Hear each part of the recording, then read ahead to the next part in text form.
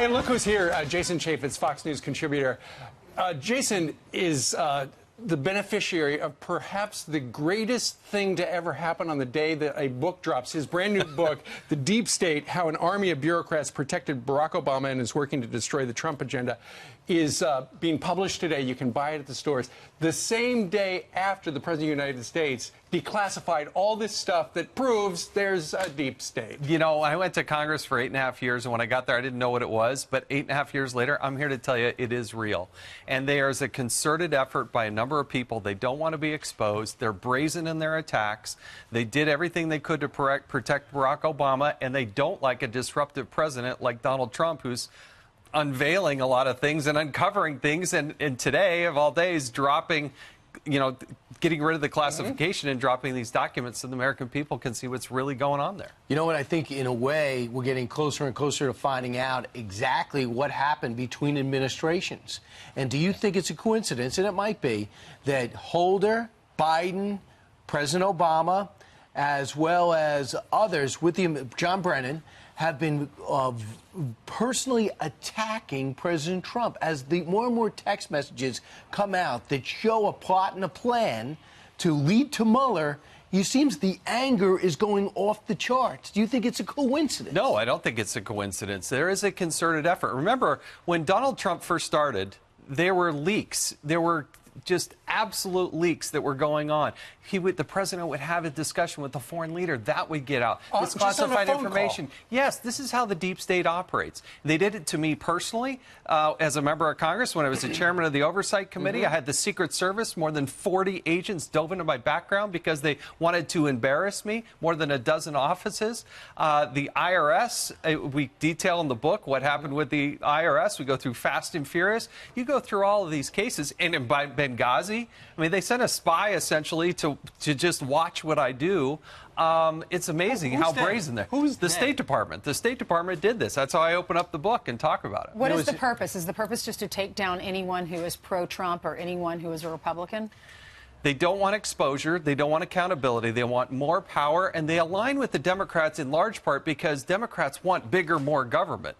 But when you have somebody like who's involved in oversight, there's always somebody doing something stupid somewhere, right?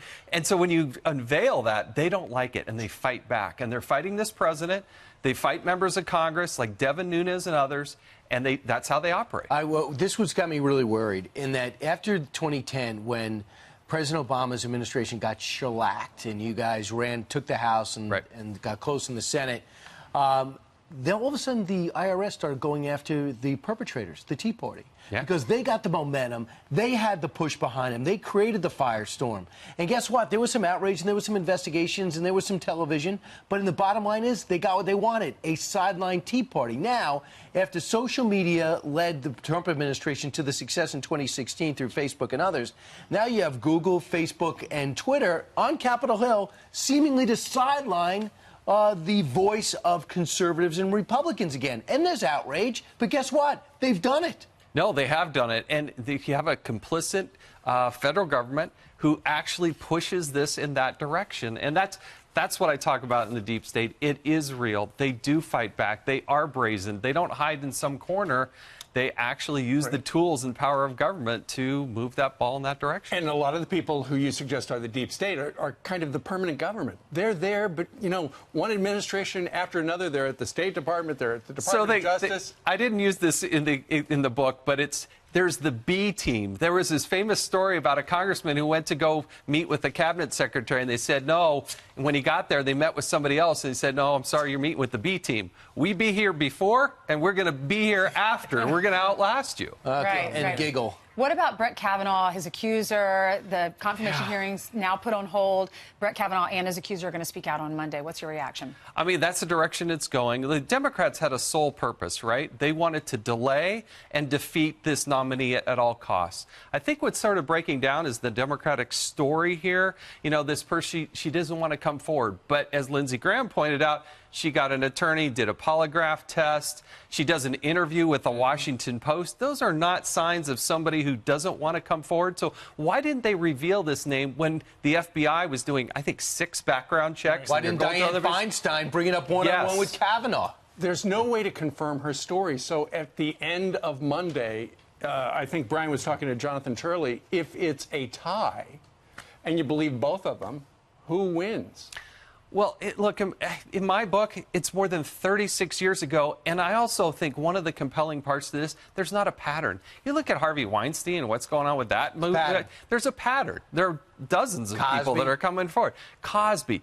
But come on, this is a good, decent person. I feel for this man's daughters.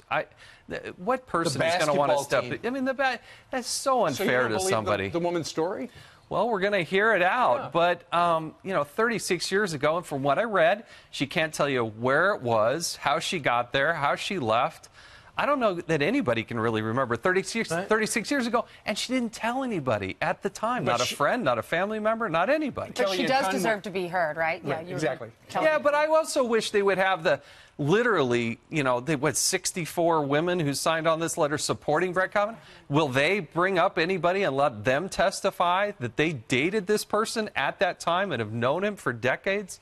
I worry that we don't give a balance there to show a good, decent person. There were times when the president shows remarkable discipline. We saw in this final stretch in the fall in 2016 to win the election, and we're seeing it yesterday.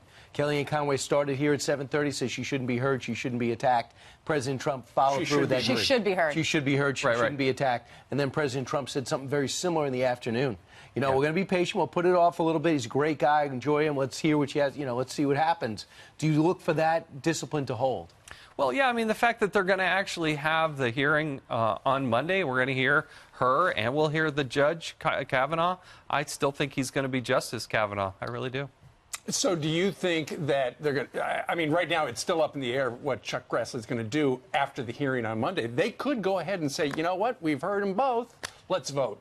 Well, or they could just bypass that and bring it right to the floor of the Senate and let them vote. But really swings with 3 or 4 senators. Corker, Murkowski, Collins. That's where it rests. Right. Congratulations. Well, thank you. It's finally out. We've been talking about when this for a while. When you feel it, when you see the book and it's book. actually there, yeah, it's at Barnes & Noble and all the bookstores and Amazon, and yeah. That's great. Okay, so we've been talking about the deep state. You've been talking about the deep state for a while now. What is one thing from your book that people are going to go, whoa, I had no idea? Attorney General Jeff Sessions isn't going to like this too much. I don't think Eric Holder is going to like it at all. And the people that were involved in trying to smother the Benghazi story, that's how I started it right out the... But we also talk about Barack Obama's team, how he took them and put them back into the Consumer Financial Protection Bureau to give them literally millions of dollars. Those stories have never been told before. Let's go back to Jeff Sessions. What isn't he going to like about this?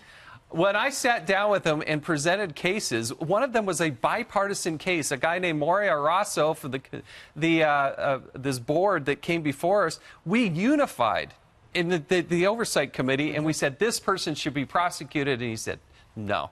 No, I'm not going to do it. Because they won't prosecute themselves.